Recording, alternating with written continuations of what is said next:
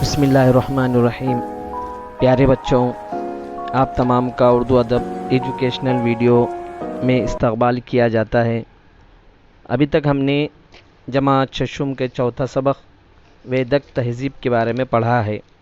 वेदक तहज़ीब के बारे में हमने 3 वीडियोस अपलोड किए हैं। अगर आपने वो नहीं देखे होंगे तो नीचे डिस्क्रिप्शन में उसकी लिंक दी गई है, आप उस पर क्लिक करके हमारे वीडियोस को देख सकते हैं। प्यारे बच्चों, आज हम वैदिक तहज़ीब के मजहबी तस्वुर के बारे में पढ़ेंगे। वैदिक दौर के मजहबी तस्वुर के मुताबिक सूरज, हवा, बारिश, बिजली, तूफ़ान और दरिया जैसी कुदरती ताकतों को देवता का रूप दिया गया था। इनको ज़िंदगी देने वाला समझा जाए, इसलिए वेदों में उनसे मांगी जाने वाली दुआएं दर्ज हैं। उन्हें खुश रखने के लिए उस दौर के लोग आग यानी अग्नि को मुख्तलिफ़ अशिया का नजराना पेश करते थे। आग में डाले हुए इस नजराने को हवी कहा जाता था। इस तरह अग्नि में हवी नज़र करने का अमल यज्ञ कहलाता था। इब्तिदा में यज्ञ की रसूमात की नौयत आसान थी। बाद के ज़माने में उनके उसूल बहुत ज़्यादा पेचीदा और मुश्किल होते चले गए, इसलिए इन मुश्किल रसूमात को अंजाम देने वाले पुरोहितों की अहमियत में इजाफ़ा हुआ। वैदिक ज़माने के लोगों ने इस बात पर भी गौर व खौस किया था कि कायनात का निज़ाम किस तरह चलता है। मौसम गर्मा के बाद मौसम बरसात आता है, मौसम बरसात के बाद मौसम सरमा का आगाज़ होता है। ये तयशुदा कायनाती चक्कर है। कायनाती चक्कर और इसकी रफ्तार से गर्दिश करने वाले ज़िंदगी के चक्कर को वैदिक ज़माने के लोगों ने रुत यानी मौसम का नाम दिया था। हैवानी ज़िंदगी का चक्कर भी कायनाती चक्कर ही का एक हिस्सा है। कायनाती चक्कर में किसी किस्म की ख़राबी या बिगाड़ पैदा हो जाए तो मुसीबतें आती हैं। इसलिए हर किसी को इस बात का ख्याल रखना चाहिए कि बिगाड़ पैदा न हो।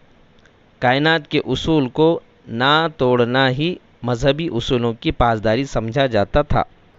इसीलिए वैदिक दौर में कुदरती चीज़ों जैसे सूरज, हवा, बारिश, बिजली, तूफ़ान वग़ैरह को देवता का रूप तस्वुर किया जाता था और उनकी परस्तिश करते थे। प्यारे बच्चों, अभी तक हमने वैदिक दौर के मजहबी तस्वुर के बारे में समझा। अब हम आगे निज़ामी हुकूमत के बारे में पढ़ेंगे। वैदिक दौर में हर देही बस्ती का एक सरबराह हुआ करता था। उसे गिरामीनी कहा जाता था। कई देही बस्तियों के मजमूए को विश कहते थे और विश के सरबराह को विशपति कहते थे। कई विश मिलाकर जन बनता था।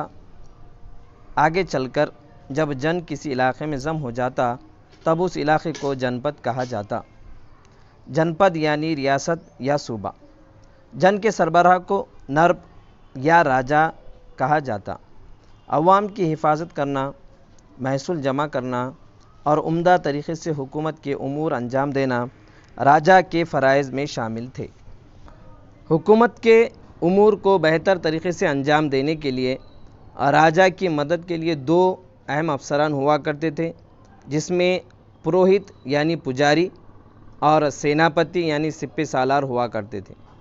इन दोनों के अलावा महसूल यानी टैक्स वसूल करने के लिए मुकर्रर किए हुए अफसर को भाग दुग कहा जाता था। भाग का मतलब हिस्सा होता है। जन की पैदावार यानी आमदनी से राजा को हिस्सा जमा करने का काम भाग दुग का होता था। राजा की रहनुमाई के लिए 4 इदारे सभा, समिति, विधत और जन थे। इनमें रियासत के लोग शरीक होते। सभा और विधत जैसे इदारों के काम काज में ख़वातीन का ताउन भी होता था। रियासत के मौम्मर अफराद यानी बुज़ुर्ग अफराद पर मुश्तमिल मजलिस को सभा और आम लोगों की जनरल मीटिंग को समिति कहा जाता था। समिति को लोगों का ताउन हासिल होता था। प्यारे बच्चों, इस तरह वैदिक दौर में हुकूमत का निज़ाम चलता था। आगे चलकर वैदिक फ़िक्री रुझान में स्मृति और पुराण नामी अदब तख्लीक़ हुआ। वैद, स्मृति पुराण, मुकामी अवामी रुझान वगैरह पर मबनी मजहबी रुझान ने एक ज़माना गुज़र जाने के बाद हिंदू नाम से अपनी शनाख्त बनाई। तो प्यारे बच्चों, ये था वैदिक तहज़ीब का मजहबी तस्वुर और निज़ाम हुकूमत के बारे में।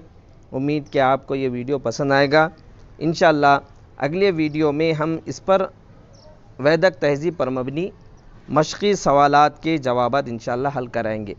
आपको ये वीडियो पसंद आए तो आप लाइक कीजिए, और अगर आपने सब्सक्राइब नहीं किया हमारा चैनल अभी तक तो उसको ज़रूर सब्सक्राइब करें।